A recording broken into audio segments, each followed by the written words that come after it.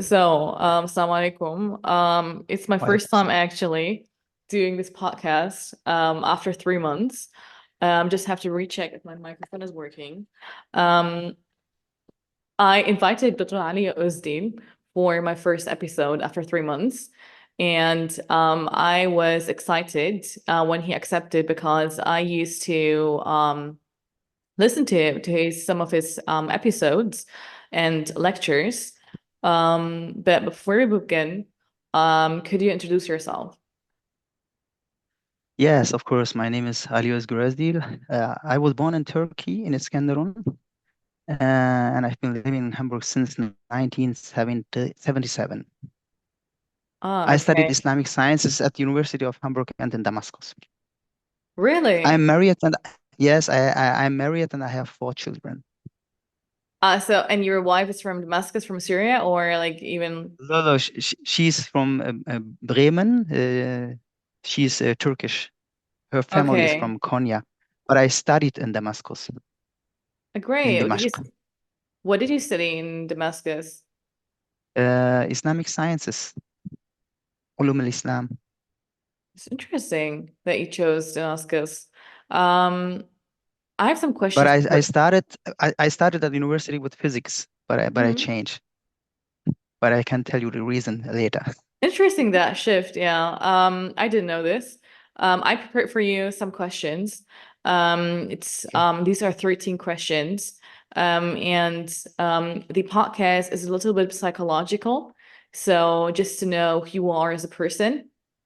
It's called Human Behind Name. The first question is, how was your childhood? I had a very beautiful childhood. I was born, as I said, in 1996 in Iskenderun in Turkey, on the Mediterranean Sea. When my parents came to Germany in 1973, we were separated for 2 years, between 1975 and 77. And the separation from my mother was the saddest time in my life, but it was only for 2 years. During those 2 years, I lived with my grandmother and my 3 siblings. I am the number three. I have one elder sister, one elder brother, and one younger sister. And our house was right by the sea. At the same time, it was a very nice time in my childhood. I've been living in Hamburg since 1977, as I said, Mm. and I really enjoyed going to school. I had a lot of friends. I'm still in contact with some of them to this day. Sometimes I wish I could go back to school. Ja, I have an information. Bestätigen Sie Ihre gesprochene Sprache? What is Yes, this? we speak in German Should I, and should, English. That's why it's just the I, Zoom but settings. should I choose English? You could I choose choose English. something. Yeah, I just canceled Okay, I choose everything. English. Okay, I choose English. Okay, I beautiful. jumped straightly to the second question is how was your relationship with the parents? My mother died in 2009, and she was an angel on earth, I would say. My mother was an angel. Uh, my parents had a monotonous life between work and home. That was Mm, their life, working and being home, cooking, sleeping, working. yeah. Uh, my father was strict. My mother was very loving. I dedicated a book uh, to her called You Perfect Me. Du vervollkommnest mich, for my mother. There are 73 poems in it. My father is now 89 years old. Both of them worked very hard for us children, for our future, and I'm very grateful to them. When you didn't live with your mother for 2 years, did it affect you like Yes, yes, of mentally, psychologically, physically, anything? Because 2 years as a child is a lot. yes. I had until my 14th year many, many times the same, was ist Albtraum, Mm, nightmare. In my dream, I saw the moon, and a voice ordered me, said to me, go to the moon. And I was a child, and I know I couldn't reach the moon, and I cried, and I woke up, and my sister was with me, my uncle or my grandmother. And until I was 14 years old, as I was in Hamburg, I had this nightmare again and again, mm-hmm. maybe 1 or 2 times in a year. And then I ask myself, why do I have this nightmare, and what does the moon mean in this nightmare? Uh, and so um, mm, I think the moon was Germany or my mother. Mm, And I didn't know as a child Germany behind the hills, or where is Germany and where is my mother? How far is she from me away? But uh, I knew she was far away, and I couldn't reach her.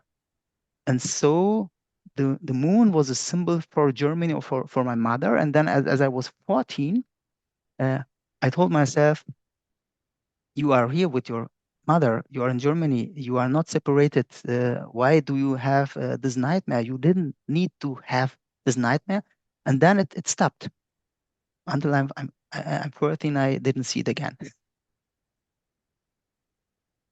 strange. Yes, and she told me as we was separated for 2 years, not for 2 years. As she came in 1973, the first time, she was the first one in our family who came to Germany. Then 3 months later, my father came to Germany to her, and then they brought us, me and my siblings, Mm, and we was separated for nearly 6 months.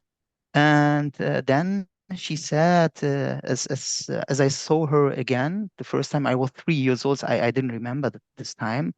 Uh, I slammed her, and I said to my father, "This is not my mother. My mother was more beautiful than this woman." She said, I changed. Maybe I changed, or you forgot me in this time." mm. And then we were separated again for 2 years. Growing up, seeing these changes, I'm going to ask you the next question. Um, how's your relationship with money? Hmm. Money has never been important for me. Um, I'm a scientist. I am not a businessman. I don't know how to handle with money. Uh, uh, uh, my wife know how to do it, but I don't know how. I've been working, and that's it. We, as I was a child in my childhood, we never had much money, but always enough. Mm, Our parents never bought branded things for us. For me, money is not the purpose, or what you say, aim or an end. mm-hmm, Money is for me a means to an end. Um, if I have it, I don't need more, uh, and I am satisfied when I have enough.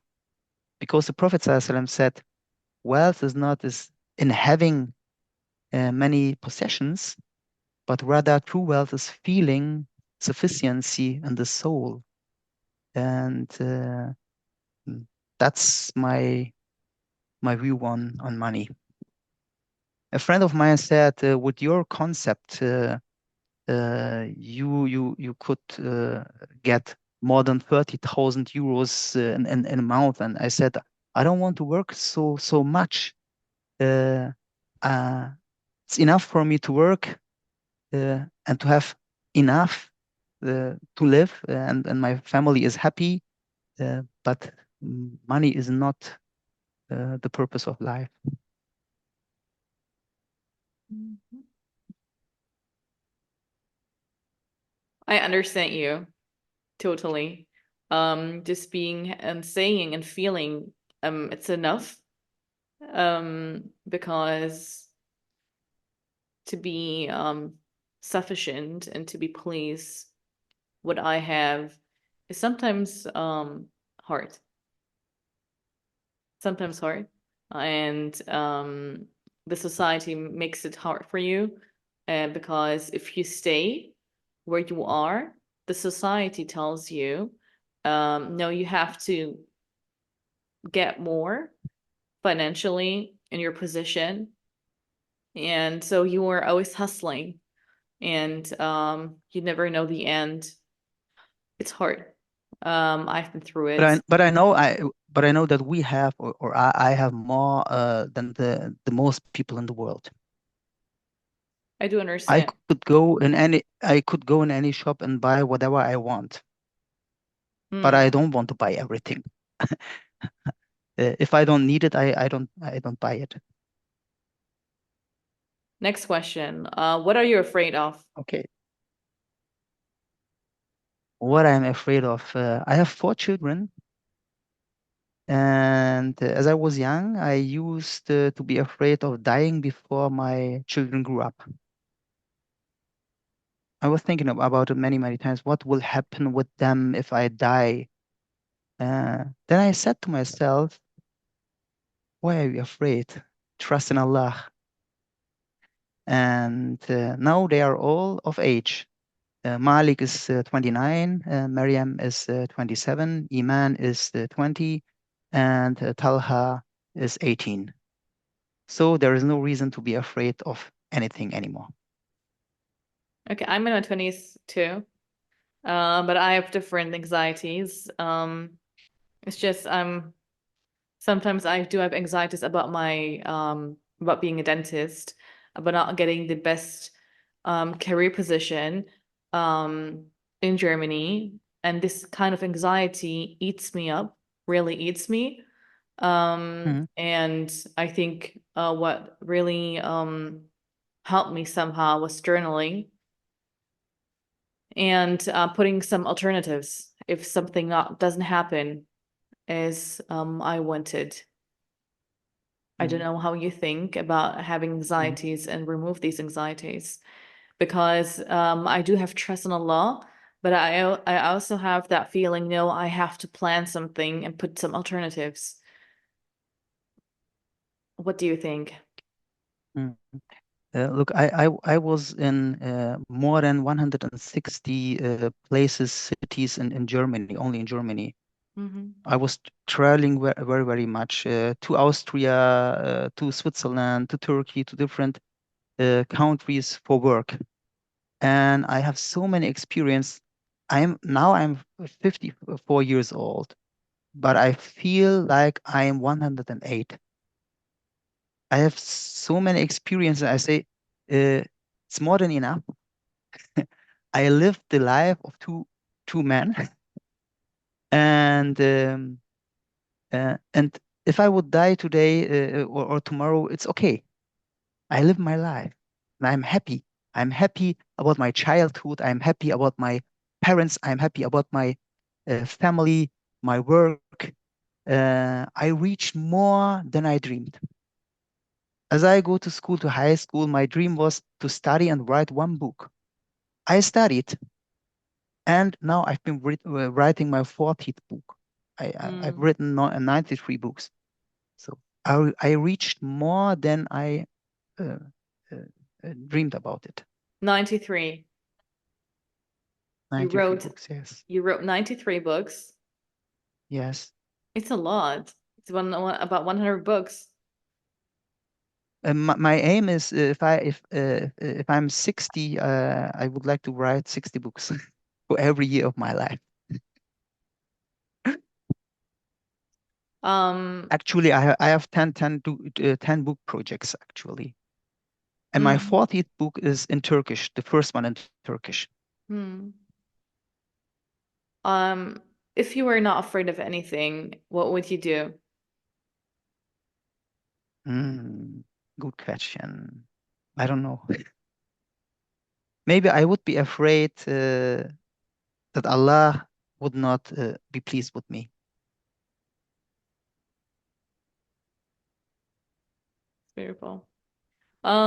This question, question 7, is very important to me. It's are we becoming less human? Who is we? The society, the world. Uh, I don't think that every society is the same. I think that the people in Africa or many countries in Africa are different than in Europe or in Asia, different than in the United States. In the north, they are different than in the south. The people from the village are different than the people in a city. Um, uh, I think in industrial societies and materialistic societies, Mm, many people have lost their relation. Many people, not all, many people have lost their relationship with nature. Money has become more important than children. For example, children lost their mothers to the world of work. mm, This society needs a woman to work. When children lose relationship with their mothers, they do not experience what love and compassion is. So humanity also decreases. That's my theory. mm. Yeah, that's right. Um, but I do think that the world in general, due to social media and having a generalized common culture worldwide, Mm, um, is that people became too materialistic. And mm, I think people think more with the logic. I think that's good, but less with emotions. The mm, relationship, how to interact with another human being is more strict, less emotional, less thinking about how the other feels. Um, so I'm a very emotional person. So I try to interact respectfully with everyone, what a lot of people do, but engaging the interaction um with emotions, do you know what I mean? Is very important. It's just not being selfish.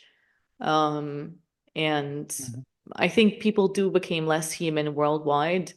Um, yeah, which is I feel kind of sad. But I'm jumping to the next question because you're educating and teaching an important mm, lesson from educating others. mm. What I have learned is that we humans reflect on ourselves far too rarely. We are more concerned with others than with Mm, ourselves. that's right. We should be more concerned with ourselves than with others. Self-reflection, Mm. I would say, that's one of the most important things I've learned. How do you do self-reflection? Um, if someone said, mm, I have no problems with Islam, but I have problems with headscarf, for example, then I say, that's your problem, not mine. I don't have problems with headscarf. My wife have don't a problem with headscarf. If you have a problem with headscarf, you have to ask yourself why. Mm. I think Or I understand what some you mean. yeah. Yeah. Mm. Think about yourself, why you are afraid or so angry. Mm. What is your problem? We see the same thing, but the interpretation is different. And once, if someone has a different interpretation than me, I ask, why do you have this interpretation?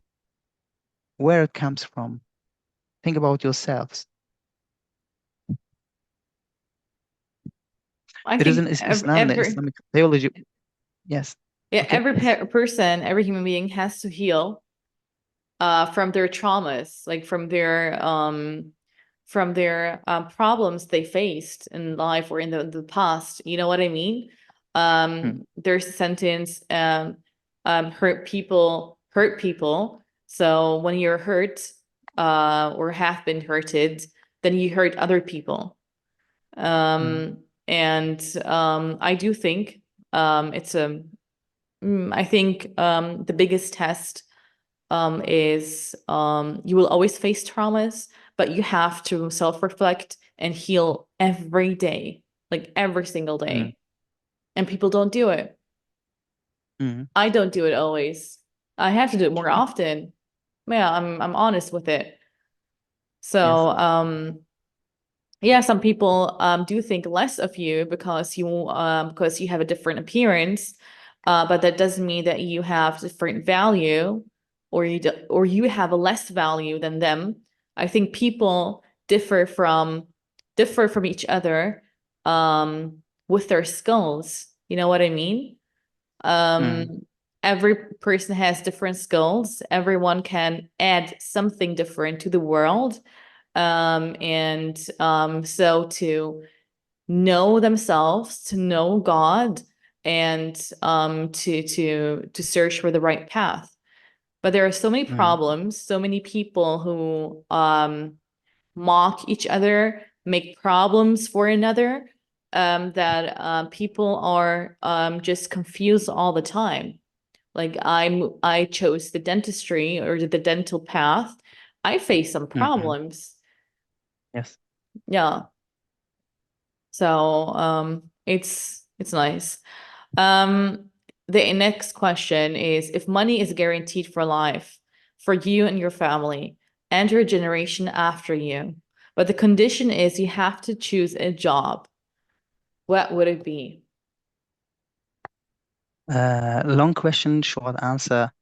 I would be exactly what I'm doing right now. I give lectures and write Hmm. books. I share my knowledge and my experiences. This is Sadaqa Jariyah.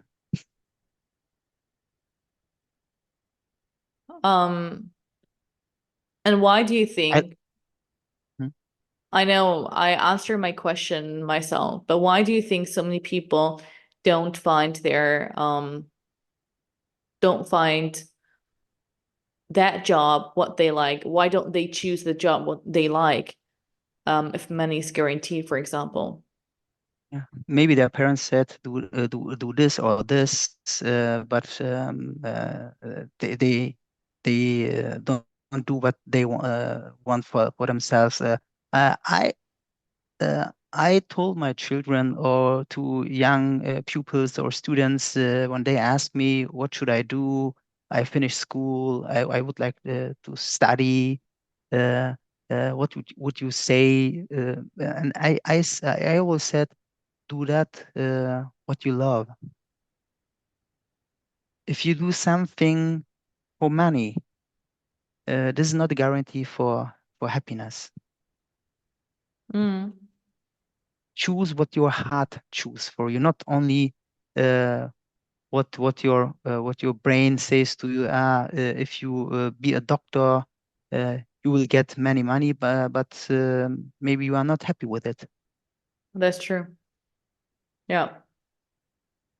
So the people are working, but they are not happy with their work, and then maybe it's too late to change.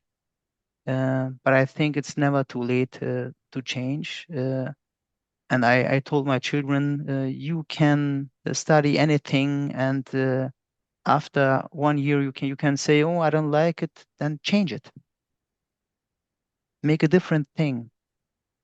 But if you do this for all the years and you are not happy, that's why I choose from physics to Islamic sciences. I started with physics, and then I realized I am not happy. The people are so different. You can't have any conversation with them, uh, and so I said to myself, okay, you can study this for 5 years and then work for the rest of your life with these people, but um, the most of them don't believe in Allah and in God and so on. They are not religious. Uh, so I said, I would like to do something what makes me happy, and so I choose Islamic sciences. All of my friends said, why do you do this? Uh, do you want to be an imam in a mosque? And I said, no, I would like to be a scientist. And so I choose this way, and I am happy with it. There's no Özdil in one word. Oh, there are many words. Um, I would say I'm an edutainer. Mm-hmm. Edutainer, education and entertainer, edutainer. Mm, Uh, as I asked my wife, how would you describe me? She said, as a writer. mm. She said, you are in love with your computer. As a writer, or we say in Germany, Schreibmaschine. Schreibmaschine. What is it in English? Uh, Typewriter? I don't know. I have Typemaschine? to Google it. Type. I Schreibmaschine. think it's type. It doesn't exist. I'm just Googling it right now. Mm. Schreibmaschine. Typewriter. Yes. Yeah. Okay. Yes, She exactly. described me as a writer, Mm, and my first Turkish book, my 40th book, is the title is Daktilo. Daktilo mm, means Schreibmaschine. Uh, because I've been writing every day, nearly 1 or 2 pages. Been mm. writing every day. It's good. I have my notices on my phone. If I have an idea or a quote, sometimes I woke up in the night, take my mobile and write something what is in my mind. So the next day I can use it. Or for a book project, I can use it. I have many notices in my on my phone.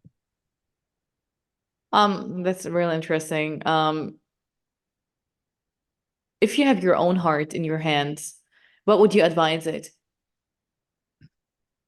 You mean in my hands, my heart in my hands? Yes. What do I advise my heart? Uh, Yes. uh, I will tell my heart, you were created to love, so do it. One of my favorite hadiths of the Prophet Muhammad SAW is وَالَّذِي نَفْسِي بِيَدِهِ. He said, I swear by Allah, وَالَّذِي بِنَفْسِي بِيَدِهِ لا تدخل الجنة حتى تحبوا ولا تحبوا حتى لا تدخل الجنة حتى تؤمنوا ولا تؤمنوا حتى تحبوا أم، حتى تحابوا أو أولا أدلكم على شيء إذا فعلتموه تحببتم أفشوا السلام بينكم. He said, by the one in whose hand my soul is, you will not enter paradise until you believe. You believe in Allah. And you will not believe until you love one another.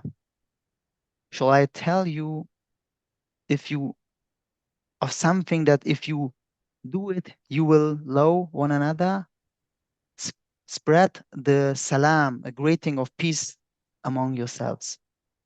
And we say we believe in Allah, we are al-mu'minun, but do we love each other?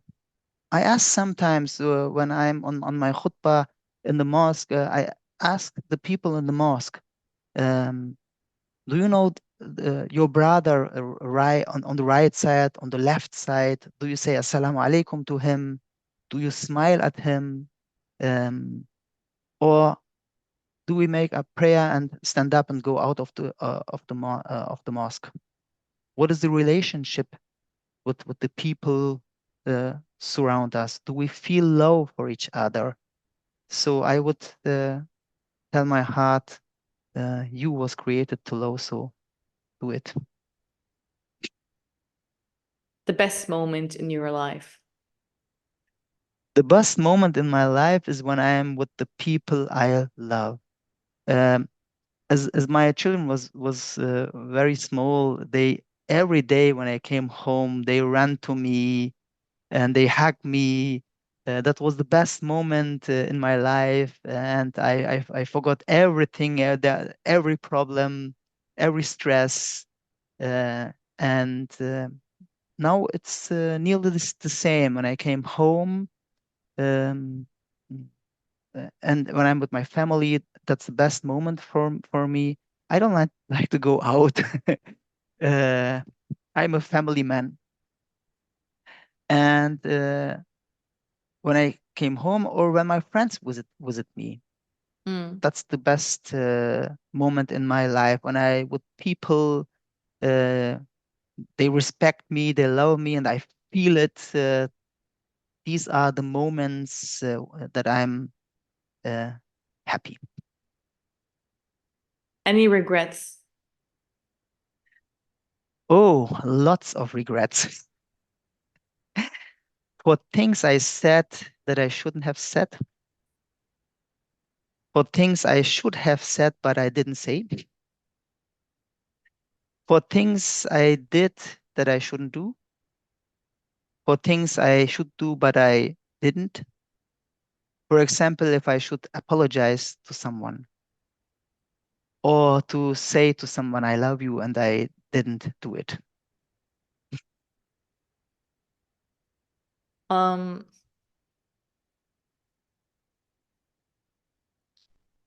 yeah, I don't know what to answer that. I know a hadith of the Prophet Mm, he said, in akhirah, fil akhirah, everyone one will say, Ya laytani, mm, Ya laytani. I should do this more and I shouldn't do this, and I should pray more and I should fast more and I should spend more and so on. That everyone will say it. So I think about it. What are the things I have to do um, before I die, so I don't have to say it so much. mm. يوم القيامة or in آخرة and afterlife, but we all will say يا ليتني. In Turkish we say ah keşke. يا ليتني. What makes you you? It's the last question. What makes me me? Hmm. I think there are many things. We all are unique in our biography, and uh, one uh, one of the most important questions in life is what is the purpose of life? We all know that. I didn't ask myself this question until I was 19 years old. Mhm. My question was, what is my purpose? Allah says in Quran, Bismillah ar-Rahman ar-Rahim, وَمَا خَلَقْتُ الْجِنَّ وَالْإِنسَ إِلَّا لِيَعْبُدُونِي. I did not create jinn and humans except to worship me. As I was 19, an old man asked me during the summer vacation in Turkey if I had said salawat on the Prophet, and I didn't know what that meant. I was 19 and I didn't know what that meant. He said, Peygamber'e salavat getirdin mi in Turkish? And I don't know what is salawat. That was a key moment in my life. If I have to say that, what else do I have to do? I asked myself. I bought 3 books, and when I came back to Germany, I read them and learned how to pray. I go for the first time in my life to the mosque. I changed my field of study, as I said, and studied Islamic science between 1992 and 1999. In 1999, I had a second key experience. I read Rumi's Mevlana Jalaluddin Rumi's Mathnawi, and I discovered the meaning of love in Islam. I felt great happiness and started writing poems. I would say these both things, um, yes, were mm, key moments in my life, what changed me. I have read around 1,000 books and over the past 30 years and have started writing books. My first book I wrote as I was 16. It was in German. The title was Schatten in meinem Herzen, Shadows in my heart. I never edited this book. I was a teenager, you know. And then, as I was 16, I wrote a second book that was in Turkish. Güler misin, ağlar mısın? Should I laugh or cry? Was the title of the book. And then, as I finished my study in 1999, I edited my first book about religious education in Germany. And I think I am the Turk in Germany with the most edited books in German. I think there are Turkish people who edited many books in Turkish more than me, but not in German. I would Mm. say this is me, Muslim, scientist, and an author with love for faith, science, and books. I used That to, makes me me. that's nice. That's beautiful. Um, I learned from you who you are and enjoyed it. Um, but I have a curious question. One question, then we're done, and I didn't write this. From all these invitations you've got or you're getting online and in person, why did you accept my invitation for this podcast? Your invitation. Yes. Um, uh, um, 2 years ago, um, uh, I was the director of the Islamic Science and Education Institute in Hamburg for 20 years. From 2002 to 2022, I was the director of the Islamic Science and Education Institute in Mm, Hamburg. And I trained many different groups, policemen, soldiers, imams, teachers, hospital staff, and so on. And then I realized that was too much for me. I'm getting older. I have not so much energy like 20 years before, and uh, uh, time is running very fast. And then in 2021, I asked myself, what will I do for the rest of my life? We never know how long we will live. But I became ill because of stress, and I couldn't sleep.